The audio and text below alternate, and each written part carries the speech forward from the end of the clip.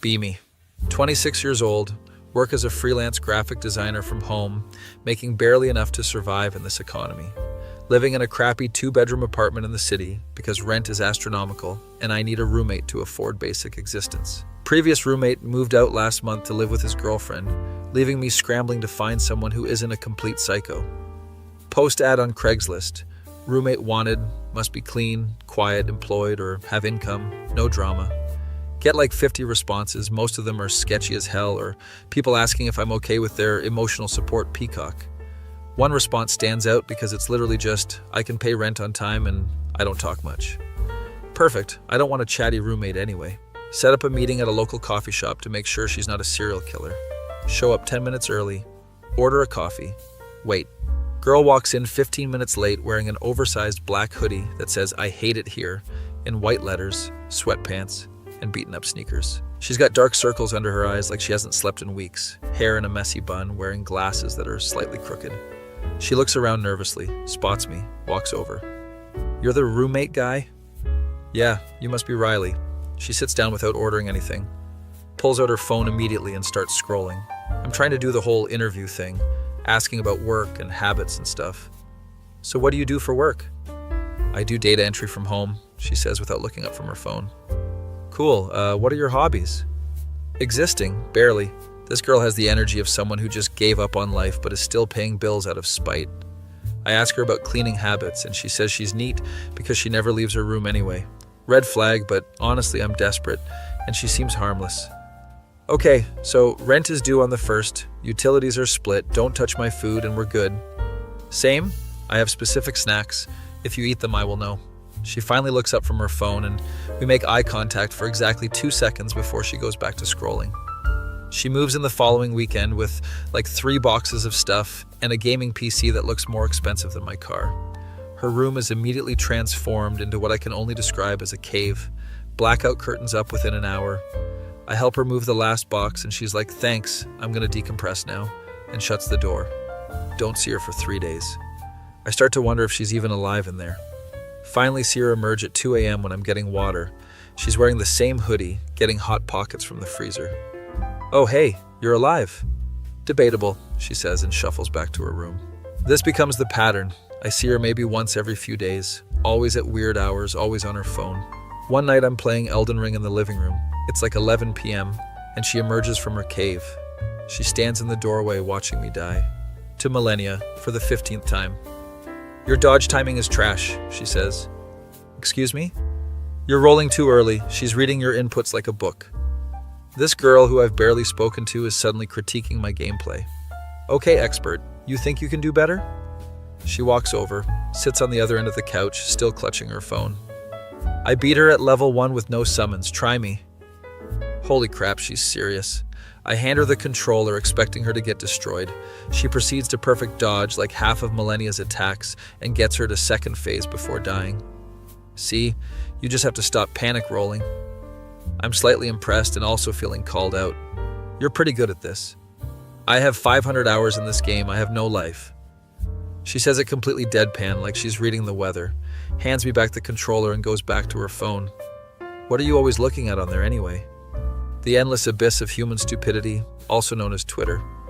She shows me her feed and it's just the most depressing doomer content imaginable. Tweets about how dating is dead, the economy is cooked, we're all gonna die alone, that kind of stuff. This is what you do for fun? Fun is a social construct designed to sell us things we don't need. Okay, so my roommate is a full-on doomer. Over the next few weeks, we develop this weird routine where she emerges from her room randomly and we play video games together. She's actually really good at most games, like annoyingly good. We play Mario Kart and she blue shells me on the last lap every single time. You're a monster. I contain multitudes of malice. Despite being cynical about everything, she's got this dry sense of humor that's kind of funny. One Saturday, I'm watching The Office in the living room, and she comes out to get food. She stops and watches the TV for a minute. This show is just propaganda to make corporate wage slavery seem quirky and fun. It's just a comedy, Riley. Comedy is how they make you accept your own oppression. She says this while microwaving chicken nuggets shaped like dinosaurs. I can't tell if she's serious or messing with me anymore. She sits down and watches 3 episodes with me while providing cynical commentary the whole time. Jim and Pam's relationship is built on the foundation of workplace time theft. Dwight is the only one with a realistic worldview. Michael Scott would be in HR prison in real life. It's actually making the show funnier. I notice she's not on her phone for once. No doomscrolling tonight? She looks at her phone, realizes she put it down, picks it back up immediately. Can't let my guard down, the timeline doesn't sleep. What are you even following that's so important? She scrolls and shows me her Twitter feed. It's a mix of political doom posting, relationship black pill accounts, and anime memes. This is rotting your brain. My brain was already rotted. This is just entertainment in the decay. I grab my phone and show her my Twitter, which is mostly just game developers and funny animal videos. See, you can curate your feed to not be depressing. That's just willful ignorance of reality. Or it's called mental health? She considers this for a moment.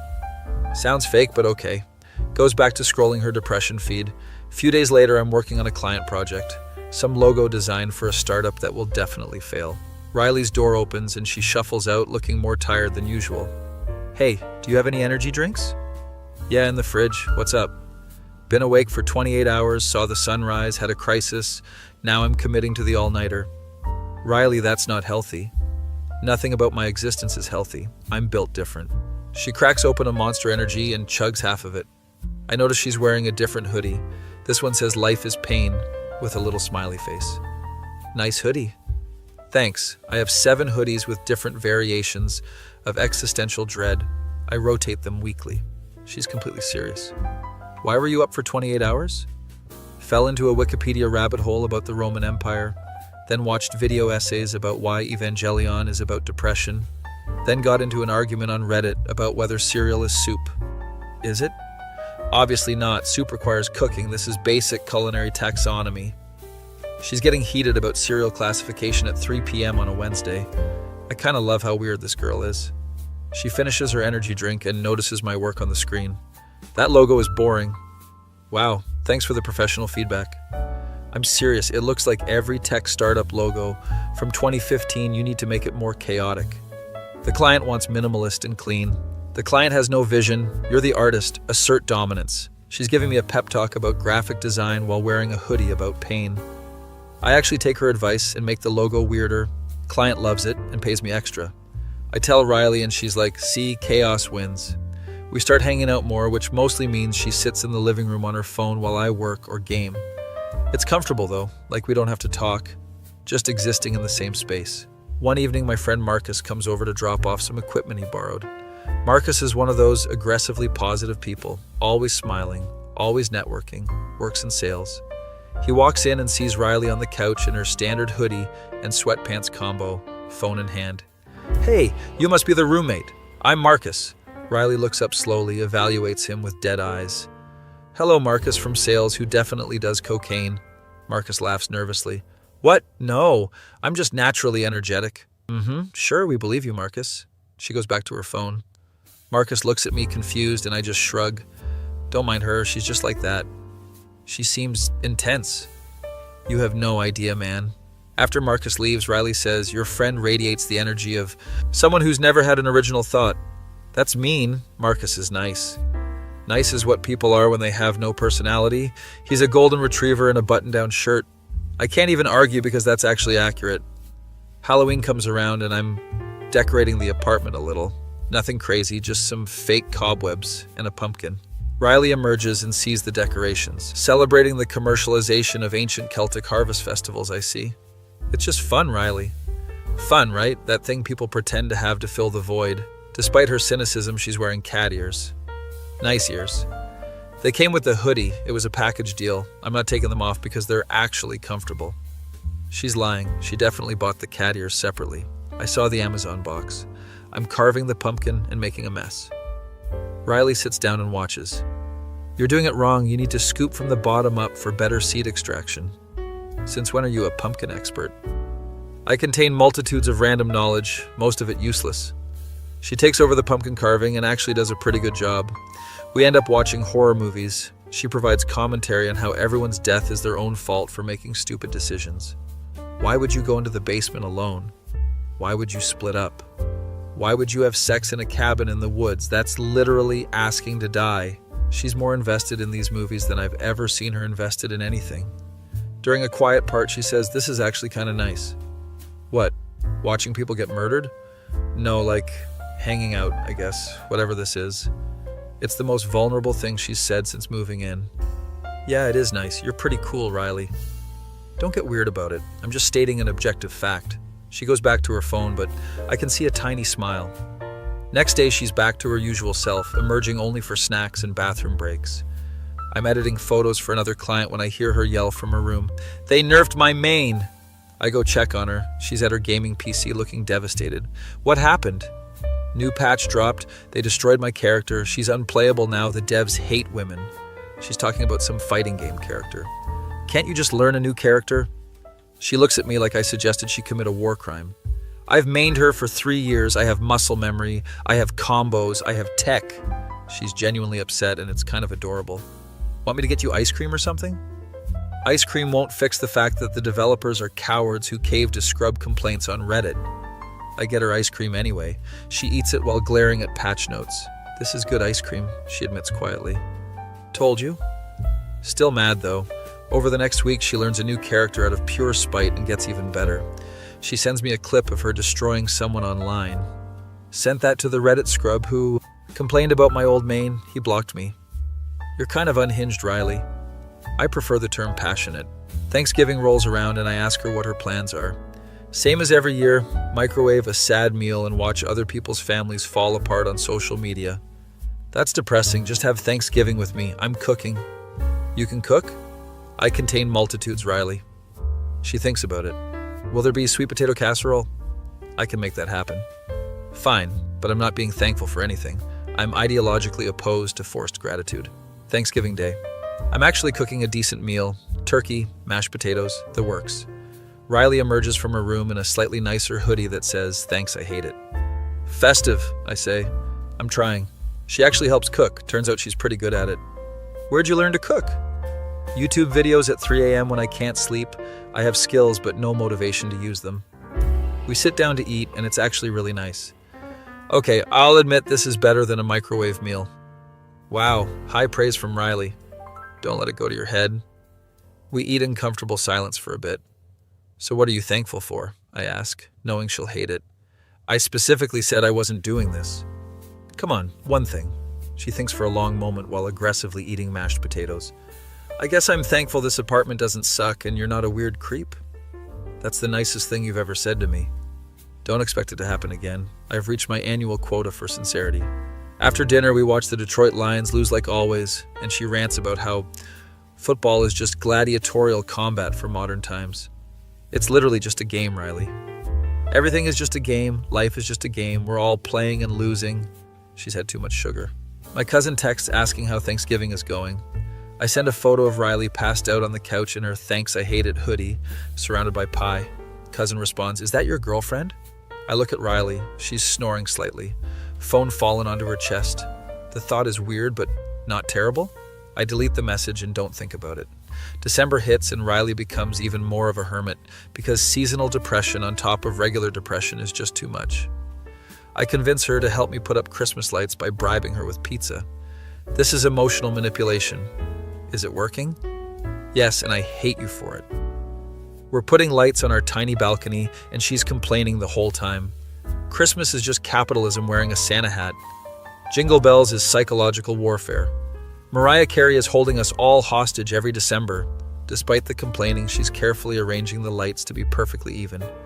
I thought you hated this. I hate it, but if we're doing it right. The lights look amazing when we're done. She takes a photo and I think she's going to post it with some cynical caption, but she just saves it to her phone and smiles a little. Okay, it looks good. I'll admit it. Character development. Shut up. My friend Jessica invites me to a Christmas party and says I can bring someone. I ask Riley if she wants to come. A party? With people? Who want to socialize? Yeah, that's generally how parties work. Hard pass. I'd rather chew glass. Come on, it'll be fun. There's going to be food and games. What kind of games? Mario Kart tournament. Her eyes light up slightly. I'm listening. Plus, I need someone to make cynical comments with me about Jessica's friends. They're all marketing people. Marketing people are just professional liars in ugly sweaters. See, you get it. She agrees to go, but only if she can leave whenever she wants. Night of the party, she emerges in black jeans and a hoodie that says, "Social Anxiety Survivor." "You look nice." "I look like I'm about to have a panic attack, but thank you." We get to the party, and it's exactly what you'd expect. People drinking eggnog and being aggressively cheerful. Jessica runs up and hugs me. "You made it, and you brought a friend." Riley looks terrified. "This is my roommate, Riley." "Hi, Riley. Love your hoodie." Jessica is trying so hard, and Riley is not matching her energy. "Thanks, it's a coping mechanism." Jessica laughs like it's a joke. I know Riley's serious. We migrate to the food table, and Riley immediately gets a plate of cookies. "These are good. I'm stealing several for later." She's loading up her hoodie pockets with cookies like a squirrel preparing for winter. "You can just take a bag, Riley." "No, this is more efficient." Some guy named Tyler approaches us. He's wearing an ugly Christmas sweater unironically. "Hey, I'm Tyler. What do you guys do?" "I'm a graphic designer. Riley does data entry." "Oh, cool. I work in marketing for a crypto startup." Riley turns to me. "Can we leave?" Tyler's still talking. "Yeah, we're actually revolutionizing the blockchain space with NFTs. It's 2024, man. That ship has sailed and sunk," I say. Riley snorts. Tyler looks offended and walks away. "That was mean." He said crypto unironically. He deserved it. The Mario Kart tournament starts and Riley's eyes get focused. She proceeds to destroy everyone there. It's not even close. People are getting genuinely upset about losing. "This is too easy. Does anyone here actually know how to drift?" she says while lapping someone. Tyler tries to talk trash and Riley blue shells him so perfectly he rage quits. "Weak mental game," she says. She wins the tournament and gets a $20 gift card to Target. This was worth leaving my cave. On the drive home, she's actually smiling. "That was kind of fun, I won't lie." "Told you parties aren't always terrible." "It was only good because I got to humble that crypto bro. Everything else was mid." She's still smiling though. We get home and she goes to her room but comes back out 5 minutes later. "Hey, thanks for inviting me. I know I'm not exactly a social butterfly. You're fun in your own weird way, Riley." "Weird, rude, I'll take it." She gives me a quick side hug and retreats back to her cave. I'm standing there wondering what just happened. Next morning, she texts me a meme about how parties are exhausting with the caption, "Accurate representation of me recovering." I send back a thumbs up. She responds, "Don't get used to me being social." That was my yearly allowance. Christmas Eve. I'm wrapping presents for my family and she emerges with a small wrapped box. "Here, this is for you. It's stupid. Don't make it weird." She shoves it at me and runs back to her room. I open it and it's a custom mouse pad with an inside joke from a game we played. It's actually really thoughtful. I got her a weighted blanket because she mentioned having trouble sleeping once. I knock on her door. "What?" "I have something for you too." She opens the door slightly. I hand her the wrapped present. "This isn't a relationship thing, right? This is just roommate appreciation? It's just a gift, Riley. Relax." She opens it and her eyes widen. "This is a really nice weighted blanket. You said you have trouble sleeping." "I can't believe you remembered that. I mentioned it like once." She looks genuinely touched. "Thanks. This is really cool." "You're welcome. Merry Christmas." "Merry capitalist consumption holiday to you too." She closes the door, but I can hear her trying out the blanket. A few days later, she admits she's been sleeping better. "The weighted blanket is objectively good. I hate that it works." "Just accept the nice thing, Riley." "Fine, it's great. You did good. Happy?" "Very happy, actually." New Year's Eve comes and I have no plans because all my friends are doing couple stuff. Riley emerges around 8 p.m. "What are you doing for New Year's?" "Probably just gonna watch the ball drop and go to bed. You?" "Same. Want to watch together?" "Sure, we can be lonely together." We prefer the term selectively social. We order Chinese food and set up in the living room. Riley's scrolling Twitter looking at everyone's New Year's posts. Everyone's posting about their year in review and goals for next year. It's all lies. Maybe some people actually had good years. Statistically improbable in this economy. We eat lo mein and watch TV, making fun of the New Year's performances. Why is everyone in Times Square? It's cold and there's no bathrooms. That's hell. It's tradition, Riley. Tradition is just peer pressure from dead people. As midnight approaches, she puts her phone down. "You making any New Year's resolutions?" "Maybe. I don't know. Probably gonna try to work out more or something. You?" She thinks hard. "Maybe I'll try to go outside more, touch grass, as the kids say." "That's actually healthy." Don't sound so surprised. I'm capable of growth. The countdown starts and we're both watching the screen. At midnight, we do a small toast with our sodas. To not dying this year, I guess, Riley says. To surviving and maybe thriving? Let's not get crazy. Surviving is enough. We clink our cans together. She's looking at me weird. What? Nothing. Just, this is nice, having someone to do this with. Yeah, it really is. We're having a moment and then her phone buzzes. She checks it and makes a disgusted sound. Someone just posted New Year, New Me, unironically. I'm gonna be sick. Moment over, we're back to making fun of people's posts. January is cold and miserable and Riley becomes even more of a cryptid. I see her maybe twice a week, always at night, always in different hoodies. Her rotation has expanded. Now she has one that says, Seasonal Depression World Tour 2025. One night, I'm up late working on a rush project. It's like 3 a.m. I hear her door open. She shuffles out looking exhausted. You're up late.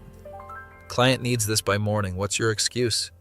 Can't sleep. Brain won't shut up. The usual. She sits on the couch next to me. What are you working on? I show her the project. It's a poster for some indie band. The typography is fighting with the image. I know, but that's what they want. Sometimes you have to save clients from themselves. She's right. I adjust it and it looks way better. You're actually really good at this. I took graphic design in college before I dropped out. I know stuff. You went to college? For 2 semesters. Then I had an existential crisis and decided formal education is a scam. So here we are. We work on the project together. She's giving surprisingly good feedback. Finish it at 5 a.m. She's still there. Thanks for the help. I couldn't have finished this without you. It was mildly entertaining. Better than scrolling Twitter. The sun is starting to rise and we can see it through the window. When's the last time you saw sunrise? I ask. I see it all the time. I'm just usually going to sleep when it happens. We watch the sunrise together in silence. It's kind of pretty, she admits. Yeah, it is. She leans her head on my shoulder. I freeze. This okay? Yeah, totally fine. We sit like that for a while until she falls asleep. I don't want to wake her up, so I just sit there like a statue. She wakes up an hour later, realizes what happened, jumps up. Sorry, I didn't mean to fall asleep on you. It's fine, Riley, really. This is embarrassing. I'm going to my room now. She speed walks to her cave and doesn't emerge for 2 days. When I finally see her, she acts like nothing happened, but I notice she's been in the living room more. One weekend I'm playing Persona 5 and she sits down to watch. This game is just anime high school wish fulfillment.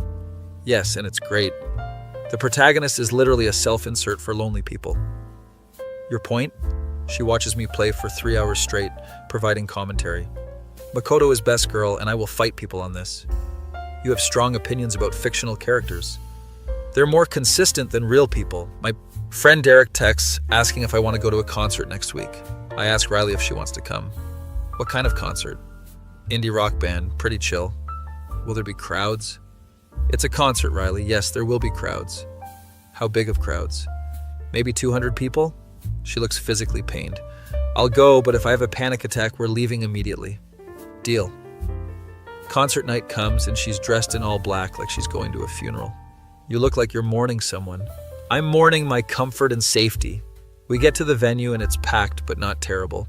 Riley is gripping my arm like a lifeline. Too many people, too many smells. Why did I agree to this? The band's about to start. Just focus on the music. Band starts playing and they're actually really good.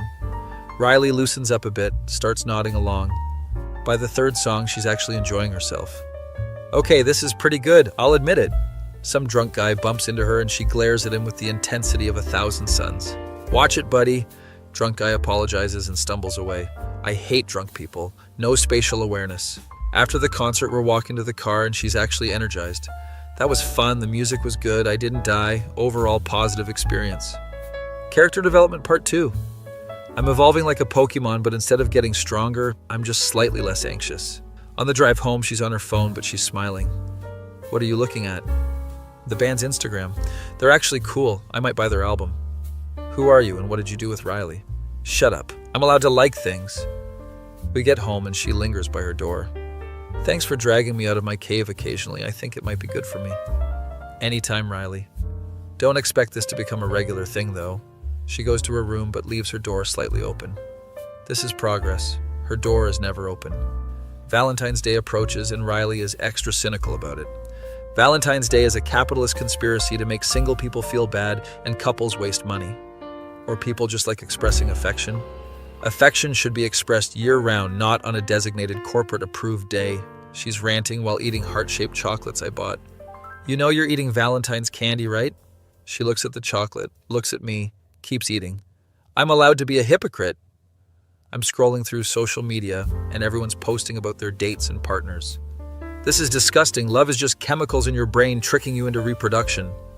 Wow, Riley, so romantic. I'm a realist. My phone buzzes. It's my ex texting Happy V-Day with a heart emoji. I show Riley. Why is your ex texting you? I don't know. She does this sometimes.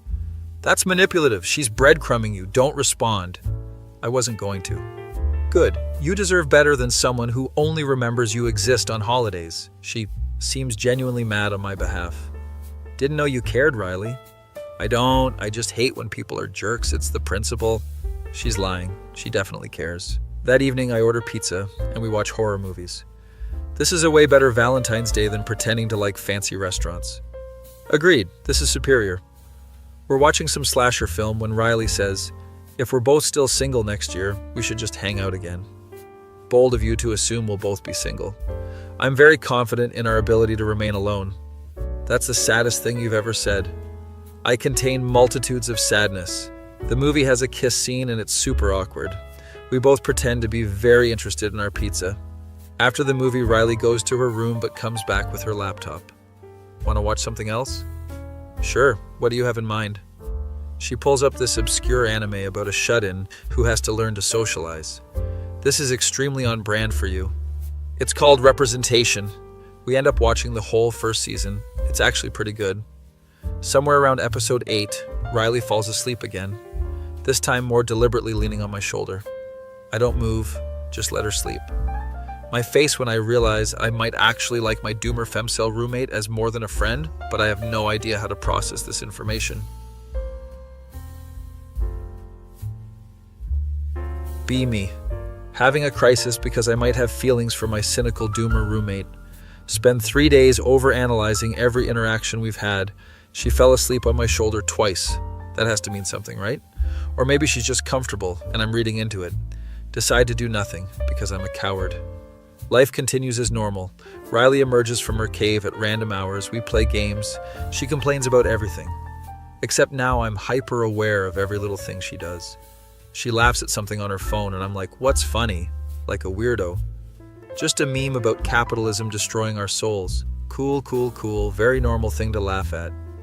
She looks at me weird. You good? You're being strange. I'm always strange, Riley. Yeah, but this is different strange, like anxious strange. Crap, she's perceptive. I'm fine, just work stress. She seems to buy it and goes back to her phone.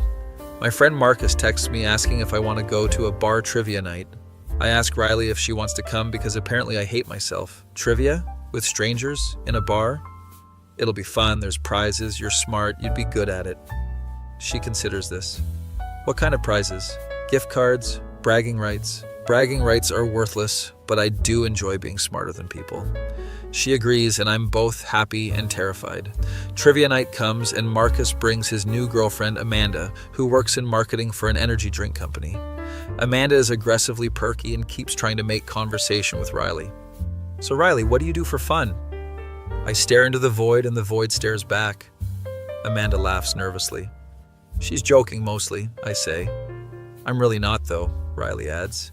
The trivia starts, and Riley is actually insane at it. She knows everything: history, science, pop culture, obscure anime facts. How do you know this stuff? I told you. Wikipedia rabbit holes at 3 a.m. This is what happens when you don't sleep. We're dominating. Other teams are getting visibly annoyed. There's a round about 90s music, and Riley gets every single question right. I thought you only listened to sad girl indie music. I contain multitudes of musical knowledge. Also, my mom played a lot of Alanis Morissette. Marcus is impressed. Dude, your roommate is carrying our team. I'm aware. Amanda tries to answer a question and gets it wrong. Riley corrects her immediately. Actually, the answer is mitochondria. It's basic cell biology. Oh, right, silly me. Amanda is trying so hard to be nice, but Riley is just blunt. We win the trivia night and get a $50 gift card to the bar. Riley is genuinely happy, like actually smiling. We destroyed them. Their defeat was swift and total. You're scary when you're competitive. I'm scary all the time, you're just noticing now. On the drive home, she's scrolling Twitter with one hand and eating fries with the other. Everyone's posting about their perfect lives again. It's exhausting. You could just not look at it. Then what would I do? Experience reality? No, thank you. We get home and she hesitates before going to her room. Thanks for inviting me. I actually had fun. You're welcome. We should do stuff like that more. Let's not get crazy. Once a month maximum. She goes to her room and I'm left wondering if this was a friend hangout or something more. Probably overthinking it. Next week I have a deadline crunch, working 16-hour days. Riley notices I'm stressed and brings me coffee without being asked. You look like death. Thanks. Very encouraging. I mean it in a concerned way. You need to sleep. Can't. Client needs this by Friday. She sits down and looks at my work. Let me help. I'm good at this stuff, remember? We work together for hours. She's actually making the project better. Around 2 a.m., we're both exhausted. Why do you work so hard for clients who probably don't appreciate it? She asks. Because I need money to survive in this capitalist hellscape you're always talking about. Fair point. Capitalism wins again. We finish the project at 4 a.m. and I'm dead. You should sleep, she says. You should too. You've been up as long as me. Sleep is for people who aren't haunted by existential dread. Despite her words, she looks tired. We both end up crashing on the couch, too exhausted to move. I wake up and she's curled up on the other end, still sleeping. Her phone is on the floor for once, not in her hand. She looks peaceful when she's not frowning at the internet. I get up carefully to not wake her and make breakfast. She wakes up to the smell of bacon. Is that food? Yeah, figured we earned it after last night. She sits at the table, still half asleep, hair messy, wearing an oversized shirt that says, "Existence is pain." I fell asleep on the couch. We both did. It was a long night. This is becoming a pattern. What is? Me falling asleep around you. It's weird. I don't usually sleep well. My brain is doing backflips trying to interpret this. Maybe you're just comfortable here. She thinks about this while eating bacon. Maybe, or maybe I'm just that exhausted. We eat breakfast and she's on her phone less than usual. You're not doom scrolling? Taking a break, my therapist said I should reduce screen time. Wait, you have a therapist? Yeah, virtual sessions every week. She's cool, tells me my coping mechanisms are trash. You never mentioned therapy. You never asked. Also, it's not exactly fun conversation. I feel bad for not asking about her life more. How long have you been going? Like 6 months. It helps. I'm slightly less of a disaster now. You're not a disaster, Riley. I'm a high-functioning disaster. There's a difference. She gets a text and actually smiles at her phone. Who's that? My friend Zoe from online. She's the only person who gets my sense of humor. Didn't know she had friends. You should invite her over sometime. She lives in Oregon. We've never met in real life. That's very 2025 of you. All my meaningful relationships are online. I'm a digital native. A few days later, I come home and Riley is actually in the living room with her laptop. You're out of your room in the daytime. Is the world ending? Very funny. I'm trying this new thing where I exist in communal spaces. Therapist's idea? Yeah, she said isolating is bad for me, so here I am, existing. She's working on something. Looks like digital art. I didn't know you did art. I don't. I'm just messing around. It's actually really good. Dark and moody, but technically skilled. Riley, this is great. It's whatever, just killing time. She's blushing slightly. You should post this. And let strangers judge my art? I'd rather die. I sit next to her and watch her work. She's doing this detailed piece of a girl sitting alone in a room full of screens. Is this autobiographical? Maybe. Art is subjective. It's definitely autobiographical. We sit in comfortable silence while she works and I browse job listings. My phone rings. It's my mom. I answer and she immediately asks when I'm bringing someone home. Mom, I'm not dating anyone. You're 26. When I was your age, I had you. Different generation, Mom. Riley is smirking at my discomfort. Do you at least have any prospects? I look at Riley, who is now openly grinning. I have a friend. A friend? What kind of friend? Just a friend, Mom. My roommate. Is your roommate single? Riley is dying laughing silently. I'm not having this conversation. Love you. Bye. I hang up and Riley is cackling. Your mom sounds intense. She wants grandchildren. It's her life mission now. Parents are wild. Mine gave up on me having a normal life years ago. You talk to your parents? Sometimes they're fine, just disappointed I dropped out and became a hermit. She says it casually, but I can tell it bothers her. You're doing fine, Riley. You have a job, you pay rent, you're functional. The bar is so low it's in hell, but thanks. March comes and the weather starts getting nicer. I suggest we go for a walk in the park. Outside with nature? Are you insane? Come on, vitamin D is good for you. The sun is a deadly laser. I eventually convince her by saying there's a food truck festival. She emerges wearing sunglasses, a hat, and long sleeves despite it being 65 degrees. You look like you're about to rob a bank. I'm protecting myself from the deadly sky orb. We get to the park and it's actually nice. People are happy, dogs are playing. Riley is overwhelmed. Too many happy people, it's unsettling. Just try to enjoy it. We get food from various trucks. She's actually trying new things. This Korean BBQ is good. I hate that I like it. We find a spot under a tree and sit. She's on her phone, but also people watching. That couple over there is definitely about to break up.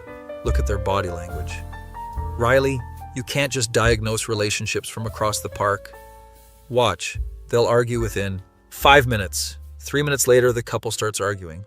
How did you know? I'm extremely observant and also dead inside, so I notice these things. A dog runs up to us, golden retriever, very friendly. Riley's entire demeanor changes. She's petting it and smiling.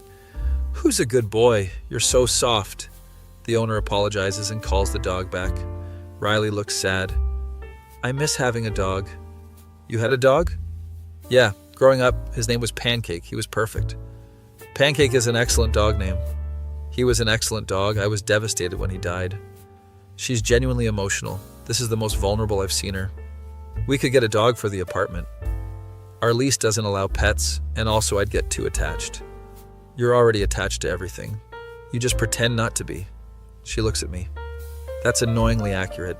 We sit there for a while. She puts her phone down completely. This is nice. I'll admit it. Being outside isn't complete torture. Character development, part 3. I'm evolving but backwards. I'm becoming a normie. On the walk back, she's actually relaxed.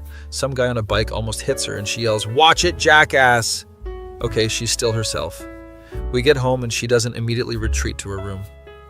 Want to play something? Sure, what are you thinking? Something co-op. I'm tired of competing. We play It Takes Two and it requires actual teamwork. She's surprisingly good at coordinating. Left, no, your other left. I only have one left, Riley. Then use it correctly. We're laughing and yelling at each other. It's chaotic but fun. Finish a difficult section and she high-fives me. Her hand lingers a second too long. We both notice and she pulls back quickly. Good teamwork, she says. Yeah, we're pretty good together. She looks at me and there's a moment. Then her phone buzzes and the moment dies. She checks it and frowns. What's wrong? My mom is asking when I'm visiting. I've been avoiding going home. Why? Because they'll ask about my life and I'll have to admit I'm still a mess. You're not a mess, you're just figuring things out. I'm 25 and my biggest achievement is winning a Mario Kart tournament at a stranger's party. That's a great achievement, she laughs, but it's sad. I dropped out of college, I work a boring job, I have no real friends except internet people, and you. I'm your friend? Obviously, you've seen me at my worst and haven't run away yet. My heart is doing weird things. You're my friend too, Riley, like actually one of my best friends. She smiles, a real genuine smile. That's nice. I haven't had a best friend since high school. We go back to playing and the vibe is different, warmer. Over the next few weeks, we hang out more. She's in the living room almost every day now. Sometimes we don't even do anything, just exist in the same space. She's on her laptop, I'm working. Occasionally we show each other memes. My friend Jessica texts asking if I'm dating anyone. I say no and she asks about Riley. We're just friends. Are you sure? You talk about her a lot. Do I? I go through my recent messages and yeah, I mention Riley constantly. Crap. Jessica sends just saying, the way you talk about her sounds like more than friends. I don't respond because I don't know what to say. Riley emerges from the bathroom and sits next to me. You look stressed. Just thinking about stuff. What kind of stuff? Life stuff. Relationship stuff. Gross, why would you think about relationships? You never think about dating? She's quiet for a moment. Sometimes, but then I remember I'm emotionally unavailable and allergic to vulnerability. That's not true, you're vulnerable with me. That's different. How? Because you're safe, you don't judge me for being a disaster. My brain is screaming, "You're not a disaster, Riley, you're just human." Humans are disasters by nature. We're sitting really close. I can smell her shampoo, something like vanilla. Her phone buzzes and she ignores it. "You're not checking that?" It can wait. This is unprecedented. We're just looking at each other and I'm about to say something stupid. Then my phone rings. It's a client. The moment is gone. I take the call and Riley goes back to her phone. But something shifted. A few days later, it's raining hard. Thunderstorm kind of rain. Riley hates thunderstorms. I discover this at 2 a.m. when she knocks on my door. "Can I come in?" "Yeah, of course. You okay?" Thunder is stupid and I hate it. She's trying to act tough, but she's clearly scared. "You can stay in here if you want." She sits on my floor, leaning against the bed. I've been scared of thunderstorms since I was a kid. It's irrational. Fear isn't always rational. We sit in the dark, listening to the rain. "Thanks for not making fun of me." "Why would I make fun of you?" "Because it's childish. Everyone's scared of something." She's quiet, then says, "What are you scared of?" "Failure, disappointing people, being alone forever. The usual." That's depressingly relatable. Thunder crashes and she flinches. I move to sit next to her on the floor. "It's just noise. It can't hurt you." I know that logically, but my brain doesn't care. I put my arm around her shoulders and she leans into me. We stay like that until the storm passes. She falls asleep against me and I don't want to move. Eventually I manage to get her onto my bed while I take the floor. Wake up and she's still asleep. She looks peaceful. I go make coffee and she emerges 20 minutes later looking embarrassed. "Sorry about last night. That was pathetic." It wasn't pathetic. Everyone needs comfort sometimes. "I invaded your space." "Riley, you're welcome in my space anytime." She looks at me with those tired eyes. "You're too nice. It's suspicious." "Maybe I just like having you around." "Why though? I'm objectively terrible company." "You're funny, smart, honest, and you get my sense of humor. That's good." "Company." She's blushing and trying to hide it. "Whatever. I'm getting breakfast." She runs to the kitchen and I'm grinning like an idiot. April comes and Riley mentions her birthday is coming up. "What do you want to do for it?" "Nothing. Birthdays are arbitrary measurements of time." "Come on, let me at least get you a cake." "Fine, but nothing embarrassing. No singing, no candles." "So just cake?" Her birthday comes and I get her favorite cake, chocolate with chocolate frosting. Also got her a present, new headphones because hers are falling apart. She opens it and actually looks touched. "These are really nice. You didn't have to." "I wanted to. Happy birthday, Riley." "Thanks. This is the nicest birthday I've had in years." "What did you usually do?" "Sit alone in my room wondering where my life went wrong." That's the saddest thing I've ever heard. It's called honesty. We eat cake and watch her favorite anime. She's actually happy, smiling without being cynical. "This is a good birthday," she admits. "Told you birthdays don't have to suck." She leans against me while we watch. "Thanks for making this nice." "Anytime." We're having another moment, and this time I'm going to say something. "Riley, I need to tell you something." "Okay?" "I really like hanging out with you, like more than I probably should as just a roommate." She sits up and looks at me. "What does that mean?" "It means I think about you a lot and I get happy when you're around and I might have feelings." She's processing this, her face unreadable. "Feelings like friendship feelings, or other feelings." "Other feelings." Long silence. "Oh, just oh. If this makes things weird, I understand. We can just forget I said anything." "No, it's not weird. It's just, I don't know how to process this." "Take your time." She stands up and starts pacing. "I'm not good at relationships. I'm bad at emotions. I'm a mess." "I know. I live with you. I see all of that, and I still like you." She stops pacing and looks at me. "Why?" "Because you're you, all the messy, complicated parts." She sits back down, but further away. "I need time to think about this." "Okay." She goes to her room, and I'm left wondering if I just ruined everything. Spend the next 3 days barely seeing her. She's avoiding me, only coming out when I'm not around. I'm spiraling, thinking I destroyed our friendship. Day 4, she finally emerges while I'm making dinner. "We need to talk." My heart drops. "Okay." She sits at the table. I sit across from her. "I've been thinking a lot about what you said." "And?" "And I'm terrified because I might have feelings too, but I don't know what to do with them." "Wait, what? You have feelings for me?" "Maybe. I don't know. I've never felt like this before and it's scary. She's panicking, and it's kind of adorable. What do you feel? I feel like when you're around, everything is less terrible, and when you're not around, I miss you. And that's weird. That's not weird, Riley. That's normal. Nothing about this is normal. We're roommates. This could complicate everything. Or it could make things better. She's gripping the table like it's the only thing keeping her grounded. What if we try and it doesn't work and then everything is awkward? What if we try and it does work? She looks at me with those anxious eyes. I'm not good at this. I'm gonna mess it up. We'll mess it up together. She laughs despite herself. That's the worst reassurance ever. But it's honest. She takes a deep breath. Okay, we can try, but slowly, because I'm gonna freak out probably. Slow is good. I can do slow. And if it gets weird, we go back to being friends. Deal? Deal? We shake on it awkwardly and both laugh. So what now? She asks. I don't know. I've never done this before either. We're both disasters. This is definitely going to be a mess. Probably, but at least we're disasters together. She smiles, a real genuine smile. I can live with that. That feeling when you confess to your doomer roommate and she says she might like you back, but you're both terrified of feelings. Be me. Officially maybe dating my doomer roommate Riley. We agreed to take it slow, which means absolutely nothing has changed except now it's weirdly charged. First morning after the confession, I wake up and she's making breakfast. This is unprecedented. Riley doesn't cook breakfast. Morning, she says without looking at me.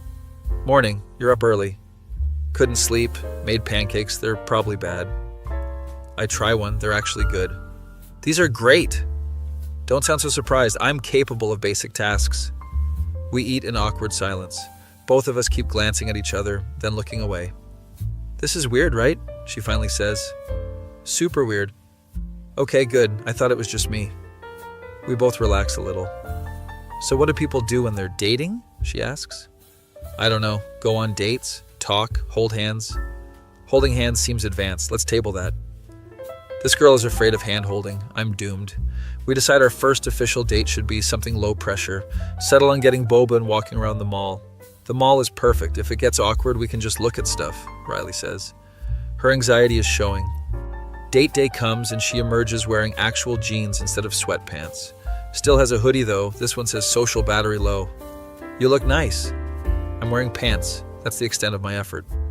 We get boba and she orders the most complicated drink possible. Jasmine milk tea, half sugar, extra boba, with pudding, and make it less ice. You've thought about this. I take my boba very seriously. It's one of my few joys. We walk around the mall and it's actually not terrible. Go into a bookstore and Riley lights up. I haven't been to a bookstore in forever. She's running around grabbing books, showing me ones she loves. This manga is about existential dread, but make it cute. This novel destroyed me emotionally. You should read it. Seeing her excited about something is adorable. I buy her one of the books and she protests. You don't have to buy me things. I want to. It's a date. Let me be nice. She hugs the book to her chest. Thank you. This is really sweet. We pass a Hot Topic and she drags me inside. I know it's cringe, but I love this store. It's nostalgia. She's looking at band t-shirts and anime merch, finds a shirt with her favorite character, and debates buying it. I'm an adult. I shouldn't be shopping at Hot Topic. Adults can like things, Riley. Buy the shirt. She buys it and immediately puts it on over her hoodie. We sit in the food court and people watch. That guy definitely peaked in high school, she says, pointing at some dude in a varsity jacket. Riley, you can't just say that. I can and I will. Observation is my toxic trait. Despite the cynicism, she's holding my hand under the table. She initiated it and is trying to act casual. Your hand is sweaty, she says. You're the one who grabbed it. Yeah, but now I'm committed to the bit. We walk back to the car still holding hands. So first date, success or disaster? I ask. Solid 7 out of 10, points deducted for my anxiety. I had a good time. Me too, surprisingly. We get home and she doesn't immediately run to her room. Instead, we sit on the couch and she leans against me. Can we watch something? Sure, what do you want? Something dumb. My brain is tired from being social. We put on Adventure Time and she's doing the thing where she rests her head on my shoulder. Halfway through an episode, she says, I'm glad we're trying this. Me too. Even though I'm probably going to be a nightmare girlfriend. Probably, but I'm probably going to be a nightmare boyfriend, so we're even. She laughs, and we keep watching. Over the next few weeks, we fall into a routine. We still live like roommates mostly, but now there's hand-holding and cuddling. Riley is still on her phone constantly, but she's showing me more stuff. Look at this thread about people's worst dates. Ours was way better than these. The bar is in hell, Riley. Yeah, but we cleared it. My friend Derek invites us to a double date with him and his girlfriend Stephanie. I ask Riley and she looks horrified. A double date? That's like advanced level dating. We'll be fine. Derek's cool and Stephanie is nice. What if they judge us? They won't, and if they do, we'll leave. She agrees reluctantly. We meet them at an Italian restaurant and Riley is visibly nervous. Stephanie immediately compliments her shirt. I love that band. I saw them in concert last year. Riley perks up and they start talking about music. Derek and I are just watching them bond. Your girlfriend is cool, he whispers. She's pretty great, yeah. Dinner goes well. Riley is actually engaging in conversation. She's still cynical, but in a funny way that people appreciate. Marriage is a legal contract with emotional manipulation. Change my mind, she says. Stephanie laughs. I mean, you're not wrong, but also, love is nice. Love is a chemical reaction designed to make us procreate. You're fun, we should hang out more. Riley looks shocked that someone wants to hang out with her. After dinner, we go to an arcade bar. Riley destroys everyone at Street Fighter. How are you so good at this? Stephanie asks. Misspent youth and current unemployment of my social skills. She wins a tournament against random people and gets free drinks. She's glowing with pride. On the drive home, she's actually happy. That was fun, I didn't hate it. Character Development Part 4. I'm becoming a person who does things. It's disturbing. We get home and she kisses me on the cheek before going to her room. It was quick and she immediately got embarrassed and ran. I'm standing there like an idiot touching my cheek. Next morning, she acts like nothing happened. So, about last night, I start. We're not talking about it. I'm pretending it didn't happen. Riley, you can't just kiss me and pretend it didn't happen. She's hiding behind her coffee mug. I was caught up in the moment. It was an accident. How do you accidentally kiss someone? I don't know. It just happened. Can we move on? She's blushing so hard. For the record, I liked it. She peeks over her mug. Really? Yeah, you can do it again sometime when you're ready. Okay, but I'm going to overthink it and make it weird. I expect nothing less. May comes and the weather is nice, so I suggest a picnic. Bugs exist outside, hard pass. I'll bring bug spray. Birds are aggressive, they'll steal our food. We'll guard the food. She runs out of excuses and agrees. We go to a park with a lake, bring sandwiches and snacks. Riley is wearing sunglasses and a hat again, full sun protection. You look like a celebrity trying to hide from paparazzi. I'm protecting my skin, the sun is trying to kill us. We find a spot under a tree and set up. She's on her phone less, actually looking at nature. The lake is pretty, I'll admit it.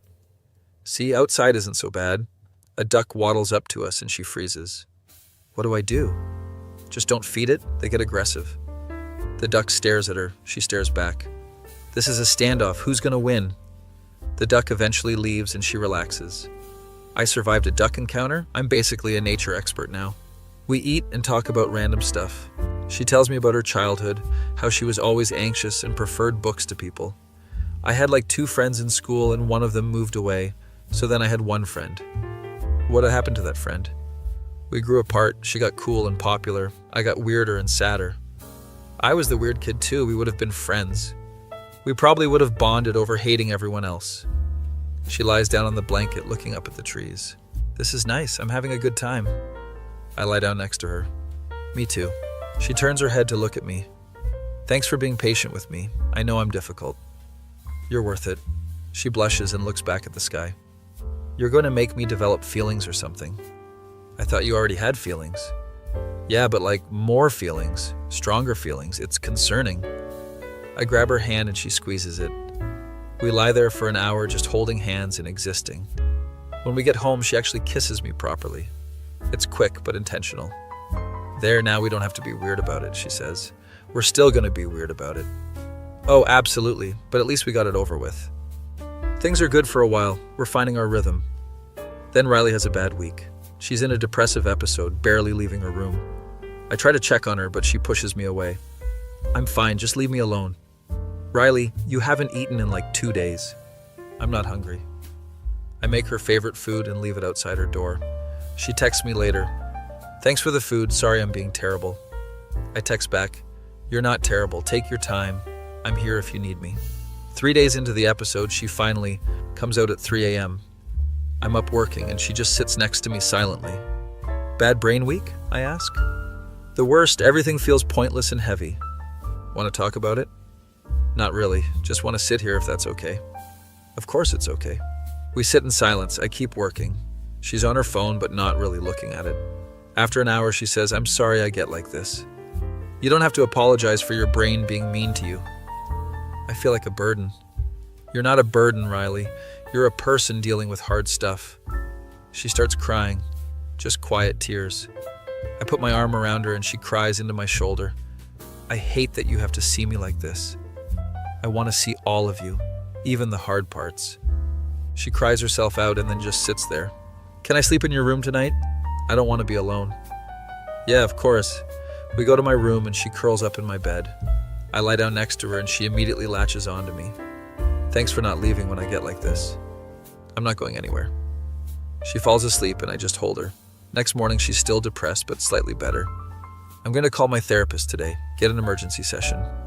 That's good. I'm proud of you. Don't be proud. I'm just doing basic self-care. Still counts. Over the next week, she slowly comes back to herself. Her therapist apparently helped her work through some stuff. She said I'm afraid of being happy because I don't trust it to last, Riley tells me. That's pretty insightful.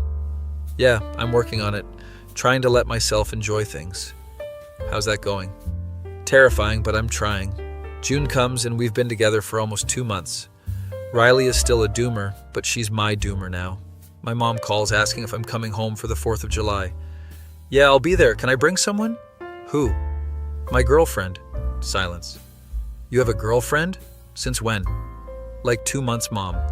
And you didn't tell me? What's her name? What does she do? When can I meet her? I tell her about Riley and she's excited. I ask Riley if she wants to come meet my family. She looks like I suggested she jump into a volcano. Meet your family? That's huge. I know, but they'll love you. What if they don't? What if they think I'm weird? You are weird. They'll think it's charming. She's pacing and anxious. What do I wear? What do I say? What if I have a panic attack? Wear whatever you want, be yourself, and if you panic, we'll leave. She agrees, but spends the next week stressing. The day comes and she's wearing nice jeans and a plain black shirt, no hoodie. You look great. I feel naked without my hoodie, but I'm trying to make a good impression. We drive to my parents' house and she's vibrating with anxiety. They're gonna hate me. They're not gonna hate you. Stop manifesting negativity. My mom opens the door and immediately hugs Riley. It's so nice to meet you. Come in, come in. Riley looks at me with panicked eyes. My dad is grilling in the backyard. He's chill and just waves.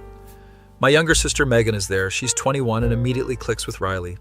I love your style, very dark academia. Thanks, I was going for emotionally damaged librarian. They start talking about books and anime. Dinner is good. Riley is quiet but engaging when spoken to. My mom asks what she does and she's honest. I do data entry from home and struggle with existence. My mom laughs, thinking it's a joke. I know it's not entirely a joke. After dinner, we play card games and Riley is competitive. She destroys everyone at Uno. You're ruthless, my dad says.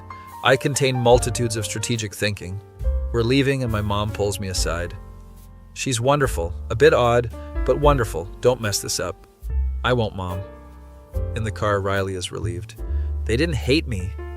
Told you they wouldn't. Your mom is really nice. She kept offering me food. That's her love language. Your sister is cool. She gave me her Discord. She's smiling, genuinely happy.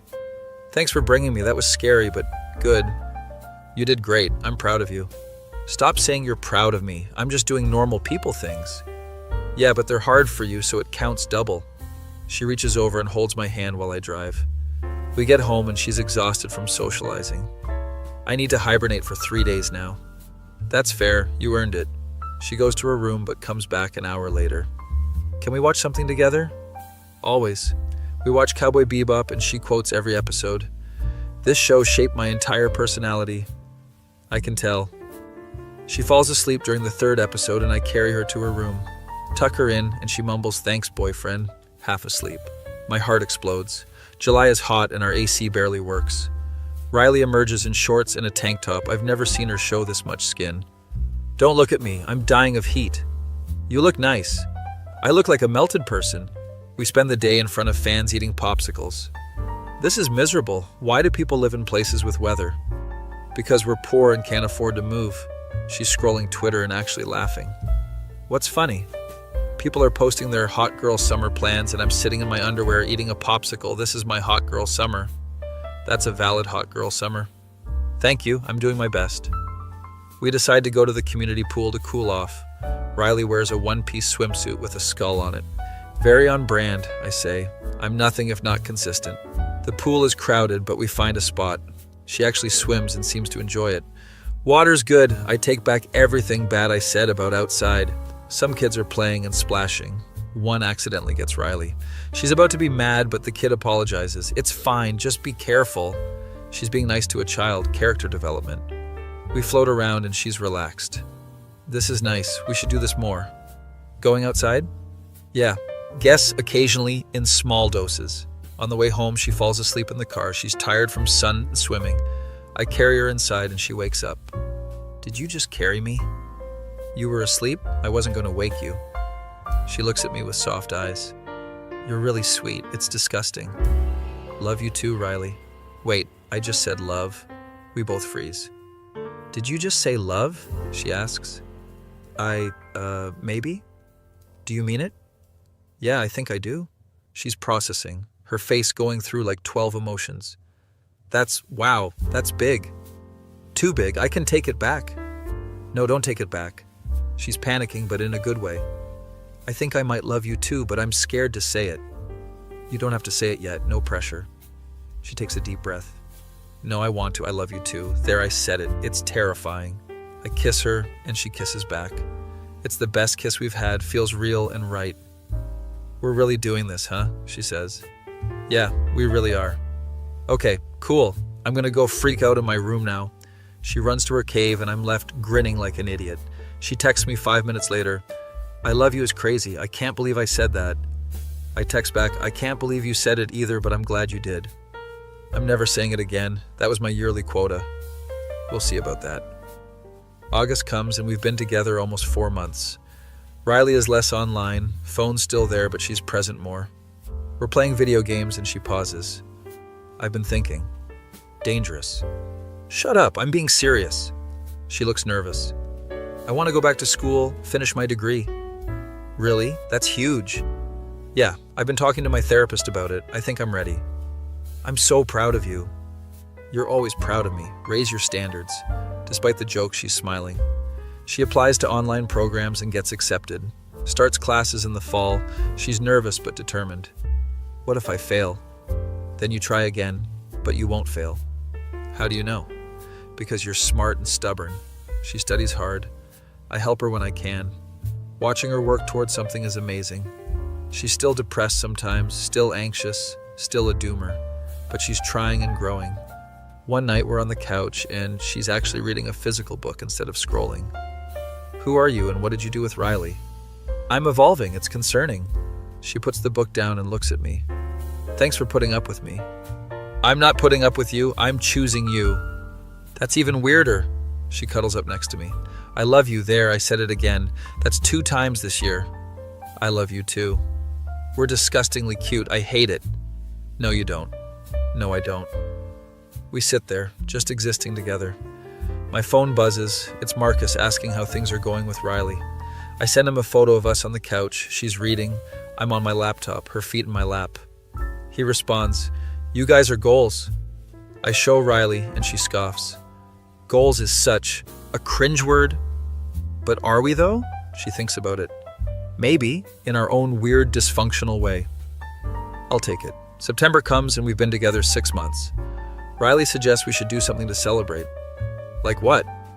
I don't know, something normal couples do. We're not a normal couple though. Fair point, let's do something weird then. We end up going to a 24-hour diner at midnight and getting breakfast food. She orders pancakes and I get waffles. This is nice, very us, she says. Weird time, weird place, very on brand. We're eating and talking about nothing important. You know what's crazy, she says. What?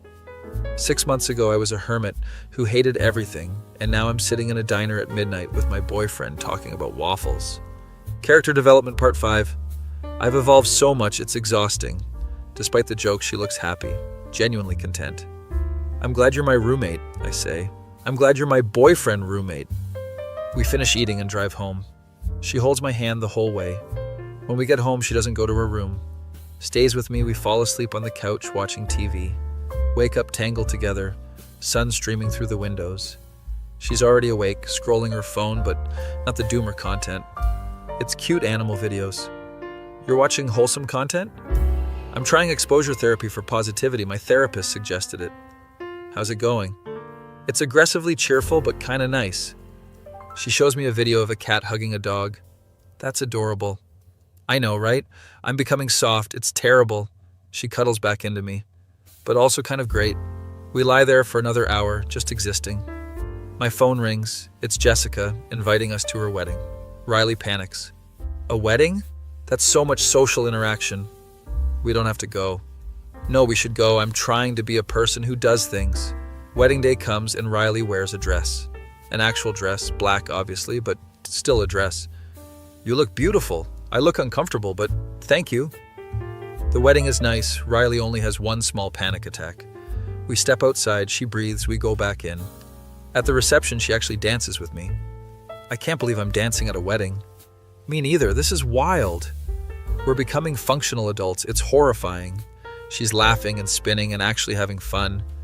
Later, we're at our table and she's leaning against me. This is nice. I like doing things with you. Even social things? Even social things, occasionally, in moderation. We watch Jessica and her husband's first dance. Do you ever think about marriage? She asks. Sometimes. Why? Just wondering. It seems scary, but also nice, maybe? Are you proposing, Riley? What? No, I'm just philosophically exploring the concept. She's blushing hard. For the record, someday, maybe, I wouldn't hate the idea. Someday with you sounds good. She smiles and kisses me. Let's not get ahead of ourselves, though. We're still figuring out basic relationship stuff. Fair point. We drive home and she's tired but happy. Thanks for coming with me. Thanks for inviting me. I actually had fun. We get home and she immediately changes into her comfort hoodie. That's better. I can be myself again. We curl up on the couch. She's scrolling her phone, showing me memes. Some are still doomer content, but mixed with wholesome stuff now. I'm curating a more balanced feed, half existential dread, half cute animals. That's progress. Baby steps toward mental health. We fall asleep there, her phone finally abandoned on the floor. Wake up in the morning and she's looking at me. Morning, she says. Morning, how long have you been awake? Like an hour. I was just thinking. About what? About how a year ago I was miserable and alone, and now I'm still kind of miserable, but not alone, and that makes everything better. That's the most Riley thing you've ever said. I'm consistent. She kisses me and gets up to make coffee. I watch her shuffle to the kitchen in her hoodie and messy hair. My doomer Femcel girlfriend who still scrolls too much but is trying. Who plays video games at 3 a.m. and has strong opinions about everything. Who is anxious and depressed but fights through it every day. Who somehow decided I was worth loving back. She comes back with 2 coffees and sits next to me. What are you thinking about? Just how lucky I am. Gross. It's too early for sincerity, but she's smiling. We drink our coffee and she shows me something on her phone. It's a tweet she wrote but didn't post. Being in love is terrifying and wonderful, and I hate that I like it. You gonna post that? Absolutely not. That's way too vulnerable for the timeline. You could post it. And let strangers know I'm happy? Never. She deletes it, but I saw it. That's enough. We spend the day doing nothing important. Playing games, watching shows, existing together. She's on her phone less and less. Still doomscroll sometimes, but not compulsively. I think I'm getting better, she says randomly. Yeah? Yeah, like I'm still a mess, but a more functional mess. I'm proud of you. I know you are. You're always proud of me. It's one of your annoying qualities. Love you too, Riley. Yeah, I love you too, whatever. She's smiling, though. My face when I accidentally started dating my Femcel roommate, and she turned out to be the best thing that ever happened to me, even though she still doomscrolls and complains about everything.